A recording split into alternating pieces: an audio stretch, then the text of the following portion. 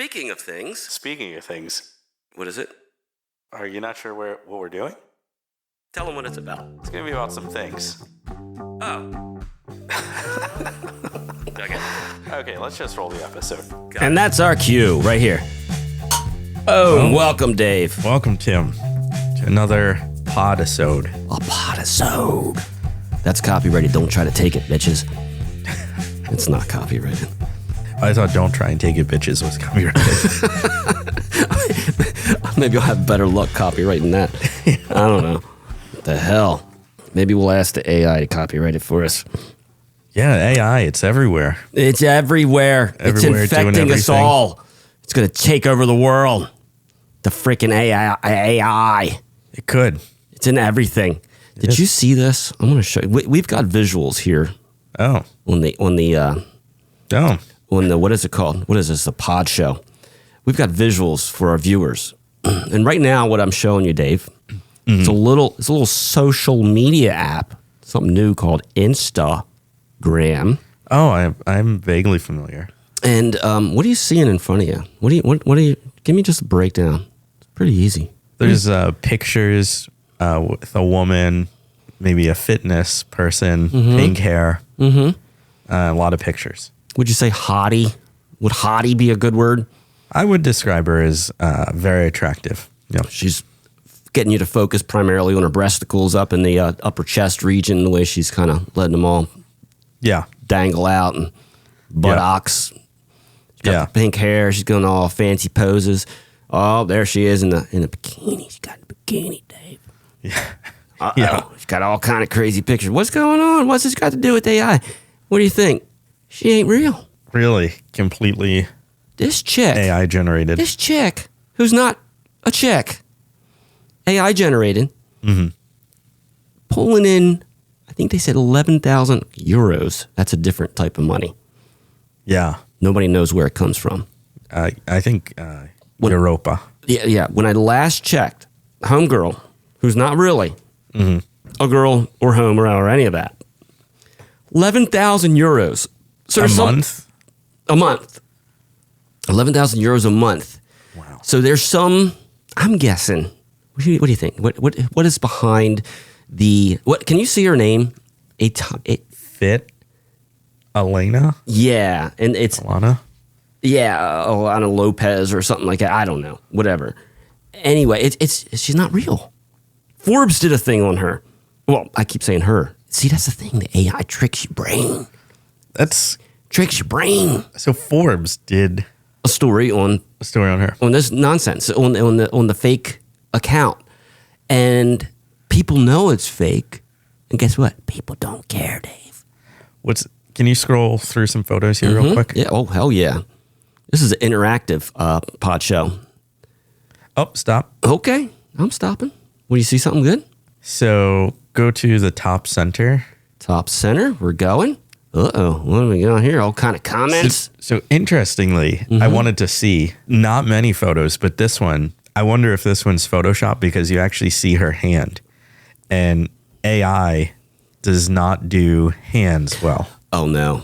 We have a little video expose of children and scissor safeties. Yeah. Scissor safety. So let's close this one out and then scroll down. So I imagine some of these are probably composited because there are very few where you see her. Here's a hand. Here's a hand.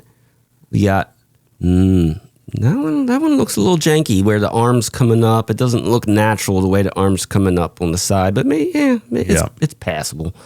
I imagine a lot of people looking at these photos probably aren't looking for the hands. I don't follow you. What do you mean? So let's see. Oh, that was smart. They hid the hand there. Here's another one with the hand. This visual is great for podcast, by the way. Yep. She has her hand in a position that would probably accept something, let's say like a pickle. Like if you had a pickle, that particular hand, which is close to her face. You're thinking she plays pickleball. She probably is a AI pickleball player. But yeah, man. So I'm trying to figure out, like, somebody's behind it, right? Obviously, let's be real. There's buttocks. That's behind. Yeah, I see what I did there. I'm just picturing like just some 17-year-old geek going, you know what? Let's do this. Now, genie's out of the bottle. So at this point, if you try to create the next one, you're not getting 11,000 euros a month. You missed the boat, Dave. We missed the boat. What if we did in like Latvia and we got paid in Latvian? You know what? Maybe. What's interesting, you brought this up completely AI generated and people are going to this machine's Instagram. Yeah. I was listening and I was trying to find it. I have to go back and see if I can find it on a competitor's podcast where people have full relationships with AI. Can I just clarify? Who's competing with us? Who in the hell is competing with us, this podcast? There's others out there. Back the fuck up. Okay? They're taking a lot of our viewers. What did they do? What happened? So I'm trying to remember what the app was called, but ChatGPT actually bought them and people complained because I guess when ChatGPT bought them, they also desexualized the AI interactions. And that's a missed opportunity there. Yeah. Well, I think ChatGPT realized that and then they did change it back. But they had two people on who had long-term relationships with the AI bots, photos like these that's in their phone.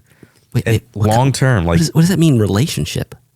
3 years, like considered them their partner, their boyfriend, their girlfriend.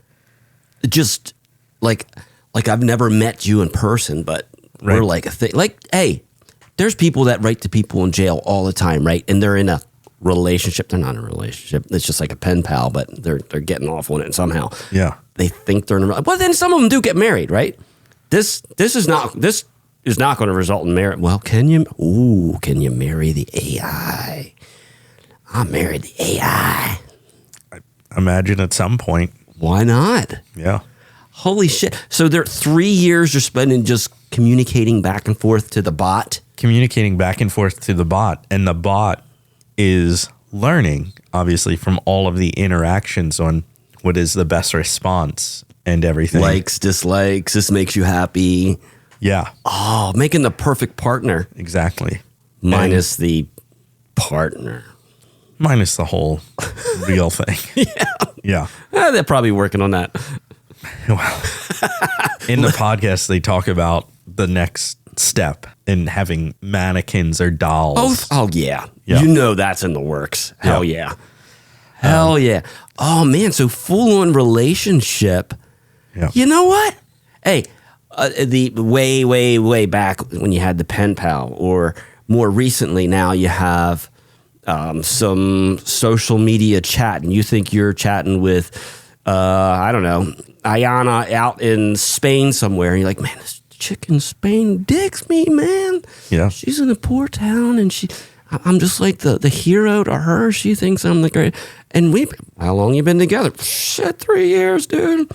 3 years. Have you met her? Not yet. But she's coming here one of these days. Ain't happening. She ain't real. Not real in the reality that we know it. They live somewhere in the metaverse. It's like that 90 Day Fiance show. Okay, if you ever saw the stupidity that is that show, Yeah. people would be back and forth for eternity, never actually seeing each other face to face. And they think, we're there. We're good. Yeah. Yeah. Why is this any different? It's not. Not really. No. I mean, there's no person behind it, but does the other person really give a shit? I don't think so.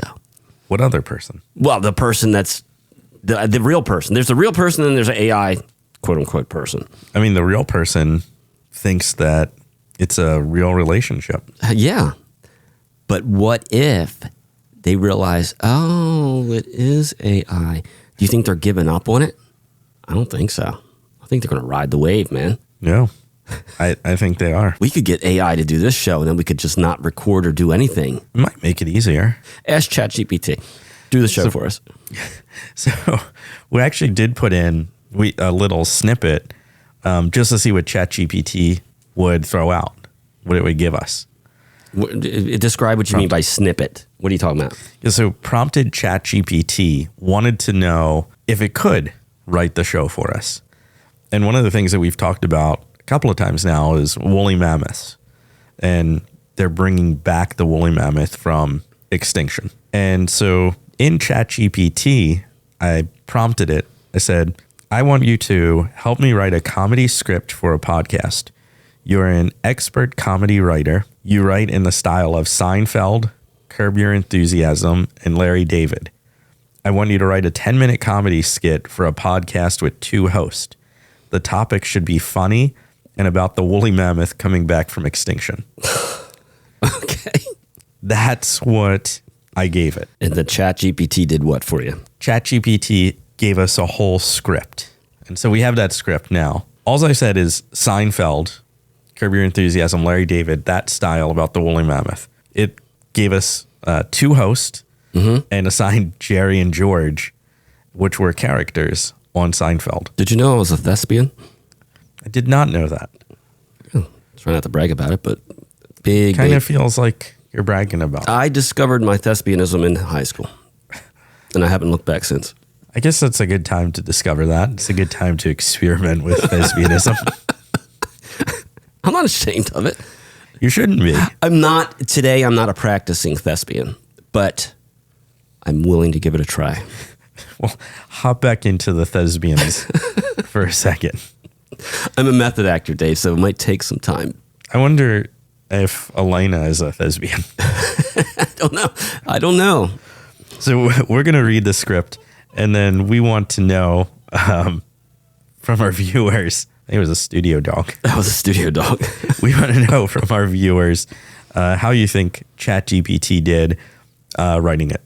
But we don't want them to comment on our acting skills. Correct. Because they're not going to be good. Correct. I haven't read the script. I mean, well, I read it quite some time back. You did. I did not. As a thespian, as I mentioned, I like to do method acting. I like to take months and months and months to get into my role. And I haven't had that opportunity. So I'm just saying, this is not going to be my best. Okay. With that being said, ChatGPT called it Mammoth Mayhem. Welcome everyone to another episode Totally Unnecessary Science News. I'm your host, Jerry. No relation to the Seinfeld guy, but you can call me Jerry anyway. And I'm George, your co-host, the guy who's here just because Jerry needs someone to play off of. Ha! Sorry, that was my laughter. I got to work on that. That's right, George. And today, folks, we have a real doozy of a story. Brace yourself, because guess what's making a comeback? Oh, let me guess. Disco. No, George, not disco. Something even better. The woolly mammoth, baby. That's right. The big, hairy, prehistoric elephant-looking thing. It's back. Well, that's just what we needed. More traffic in the city, and now woolly mammoths. Oh, because traffic wasn't chaotic enough. Now we've got mammoths jaywalking. Excuse me, sir. Do you have a moment to discuss our Lord and Savior, the mammoth? Imagine the traffic reports. Watch out for delays on the I-95 due to a mammoth stampede. Great, just what I needed. More excuses to be late. Sorry, boss. I was stuck behind a herd of mammoths. They were taking their sweet time crossing the road. Oh, and I bet they didn't even use a crosswalk. But wait, there's more. They're saying these mammoths might help fight climate change. Climate change? Yeah. What are they going to do, start recycling? Hey, mammoth, don't forget to separate your tusk from your trunk for recycling. Yeah, because nothing says environmental conservation like giant woolly creatures trampling around through the forest. Oh, I can see the slogans now. Mammoths, the original eco-warriors. I can't wait for the mammoth-themed merchandise. Mammoth-approved reusable water bottles. and don't forget the slogan, save the planet one mammoth at a time. Because nothing says green like a creature that went extinct 1,000 years ago. Well, George, it looks like we're in for a wild ride with the mammoths. But hey, at least we'll have something to talk about at parties. Yeah, because nothing says social butterfly like discussing mammoth migration patterns. And that's it for today's episode of Totally Unnecessary Science News. Until next time, folks, remember, mammoths may come and go, but our witty banter is here to stay. Lucky us. Boom. Well, look at that. We're freaking thespians. We're readers. Welcome to Thespianism. So let us know how ChatGPT did. Oh, no, we did. Because that was a grade A. And the Golden Globes coming up. Can we get on there? Is it too late to get in the Golden Globes awards or something? I don't think so. I got great Golden Globes. You should see my Globes. Freaking fantastic. I want an award for that shit. Thank you, ChatGPT. Yeah. So you just said, blah, blah, blah, make me something funny, and here's a couple guys to do it. And then that came out. That came out, yeah. It wasn't, you know what, honestly, it wasn't so bad. Wasn't the worst thing that we've ever done. No. And it's going to get better. Absolutely. Well, then it's it's going to get better. And I'm just wondering, at some point with ChatGPT, can you get it creating all your own content? Like if it can do images and then eventually, well, it can do video now. And then you're like sitting around going, you know what? Every TV show sucks. It just straight up sucks. Oh, wait a second. What if I asked the ChatGPT in the style of blah, blah, blah, and you're creating your own TV shows? Boom. I imagine we're probably not far off from that. Handcrafted TV shows. Yeah. Damn, we don't need to do this podcast anymore. Get the AI to do it. I don't know. Maybe our tens of listeners like our banter. Doubtful. I mean, and something we started last episode and wanted to do again. This one, I think, our viewers enjoyed it. Is pranks you can do at home. I did like the last one. It was a, we'll call it a family-friendly prank. Yes. Now, this prank, whatever this is, because I don't know what it is yet, we want to know how it goes. Speak to SoT at Gmail. Gmail is Gmail, spelled gmail.com. Send your information on this fantastic prank to us. Hit me. When you say Gamel, Gamal, it makes me think of Gargamel from the Smurfs, and like he's getting all of our emails. I was going to say Gary Gnu and the Gnu's. Well, Fraggle Rock. I didn't say that. Fraggle Rock. Wow. Jim Henson. The Wayback Time Machine. Yeah. Alrighty, so. Hit me. Pranks you can do at home. Got it. What you can do, and this one is another one, like family friendly, so you can do it with anyone. But you have to be careful that you don't accidentally use a real word. So what you do is make up a word that does not exist. Charian. What was it? Charian. Charian? Charian. You're mispronouncing it. Charian. Charian. Mm-hmm. So Charian. Mm-hmm. And then just slip it into your casual conversation where you make it sound like it fits. And don't stop to pause to try and explain it. Listen to people's reactions. And if you say with enough confidence, they're not going to interrupt you or ask a question because they don't want to look foolish. I'm riding your wave. Because we got a pizza. We got a pizza the other day. It was the most Charian pizza I've ever had in my entire life. We ate it anyway, though. Exactly. Did I do it? Yes. I did it. Yes. And then to go to the next level, you need to get other people to start using the word. So you have to use it several times so they kind of get the context like, oh, this is what it must mean. And then when they use it, you're like, fuck are you talking about? Oh, then you double down on that. This is like where you come from. Why did you say that? That's not a word. This is an unheard of thing, but it's usually done like in the cool way where it's like, oh man, he just said like a really cool slang word. Like I'm gonna use that because it's just sounding cool. But this is just sort of mundane. Like I don't know. It was freaking Charian pizza. I know but it just ate it. I don't care. You had a what pizza? We got it from Pizza John's. It was good, but it was just a little Charian. That's all. Exactly. And then if they start questioning, like, what does it mean? Just miffed. Like, you don't know what that means? Try a piece. Is it not Charian? Yeah, exactly. And then when they say to their friend, I had this pizza. It was like, I don't know. It had that Charian taste. What are you talking about? Yep. Are you actively doing this? I'm actively running this experiment. Okay. Yeah. Well, I want to know from our viewers, first of all, don't use Charian because I just copyrighted that shit. Yeah. I talked to the legal team. It is copyrighted. They've got T-shirts made. There's billboards, all sorts of things. I want to know what word you picked. What fake word you picked. I wonder if ChatGPT could give us some good fake words. That sound real. Give me a fake word that sounds real that I can use when describing pizza. Yes. We'll let our viewers do that and get back to us.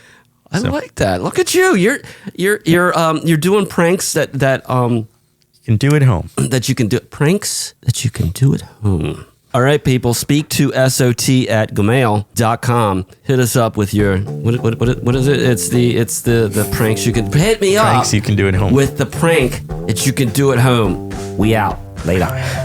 Tim and Dave are thrilled to be able to share their thespianism with the rest of the world.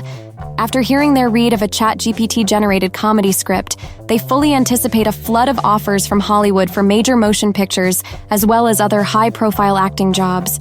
They are open to any and all offers. To be clear, this includes lead roles in blockbuster movies as well as local elementary school plays. Both of them have experience playing the role of trees, as well as various inanimate objects. Send all scripts to their agent at speaktosot@gmail.com. If you are interested in a signed copy of this podisode featuring their acting debut, please send us your personal copy of the podisode that you listen to.